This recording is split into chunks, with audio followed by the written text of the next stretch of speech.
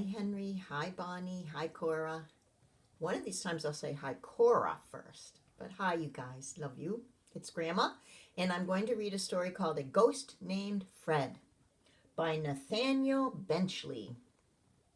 Oh, Henry, it's a ghost story. I hope it's not too scary. Well, George had nobody to play with.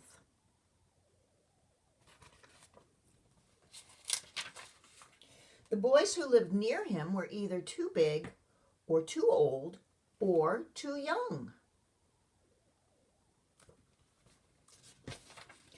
So he had to make up his own games. One day he would be a pirate, and the next day a pilot.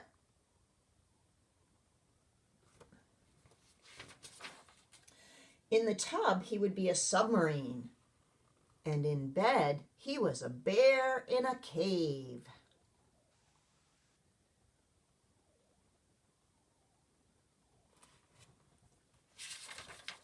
One day George played that he was an astronaut in orbit, and he got a long way away from home.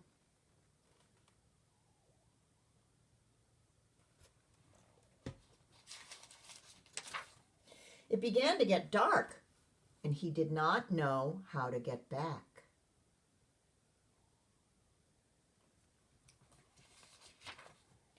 Then it started to rain, and George saw an old house in the darkness. I guess I'd better go there, he said. If I don't, I'll get my feet wet and I'll probably catch a cold. Between you and me, I would not go into a dark house. Well, so he went to the house and he knocked. But there was no answer, just the sound of rain and thunder. The door was unlocked. George pushed it and looked inside. It was dark, but it was also dry. I'll go in for just a minute, George said, until the rain stops.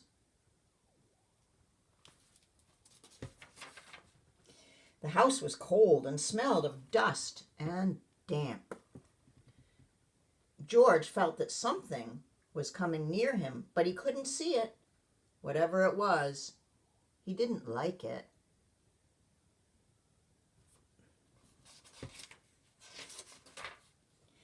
He went into another room, but he still felt the thing coming closer. It made his skin feel cold and his hair began to prickle. I think I'll go upstairs, he said. There's something wrong down here. He went upstairs, and just as he reached the top of the stairs, he heard a voice behind him. It said, "Do you mind telling me what that is on your head?" "Well, who is that?" said George. "Where are you?"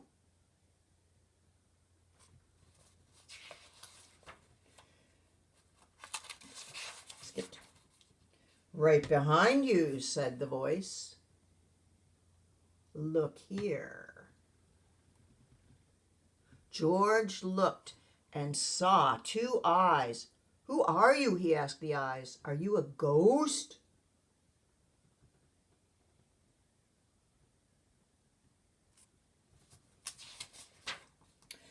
"Yes," the eyes replied. "But I'd rather have you call me Fred. And I still want to know what that is on your head." "Oh, that," said George. "I'd forgotten about that." I guess he's talking about his space helmet. "It's my hat I used when I was playing astronaut." "Please take it off," said Fred. "It makes your voice sound odd." So George took off the hat. "Is that better?" he asked.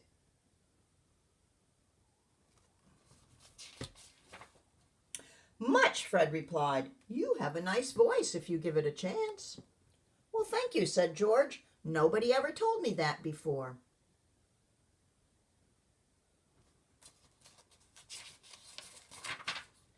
"What brings you here? Asked Fred. It's no place for a boy alone. I got lost, said George. What about you? Why are you here?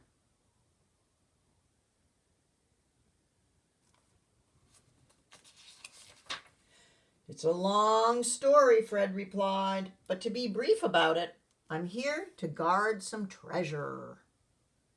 Treasure, George cried. Where is it?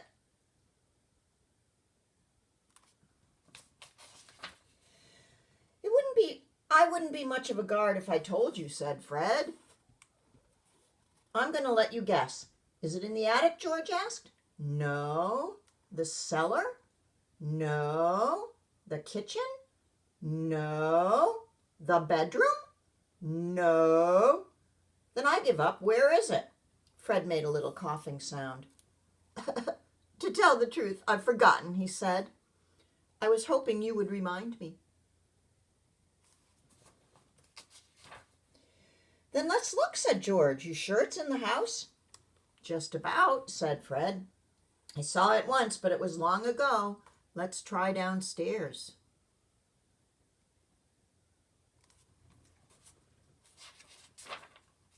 They went downstairs, and in the pantry they found 3 mice. Have you seen the treasure? George asked. We're not interested in treasure, the mice replied. We're looking for cheese.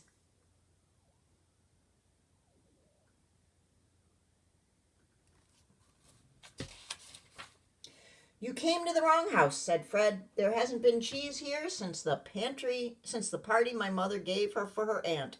Just our luck, said the mice, and they left.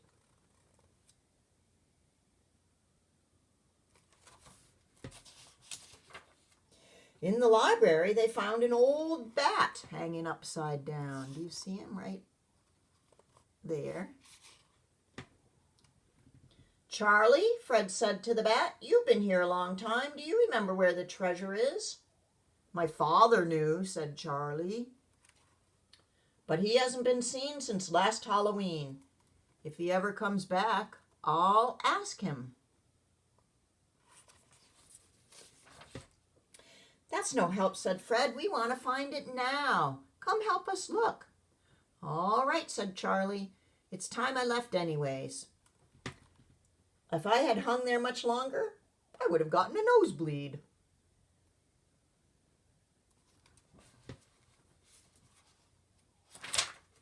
So the 3 of them went all through the house, but they saw no sign of the treasure. In the front hall was a clock, and George said, "Oh, I'm late. I must be getting home."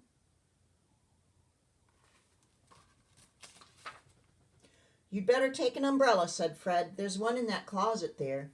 So George took the umbrella and opened it.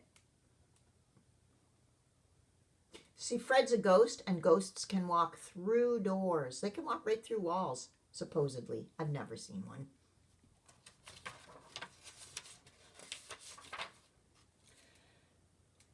When he opened the umbrella, out poured the treasure. That's it, cried Fred. You found it.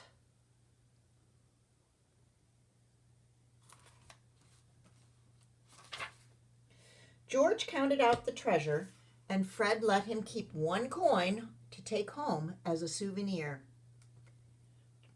But on thinking it over, George decided he wouldn't show it to anyone.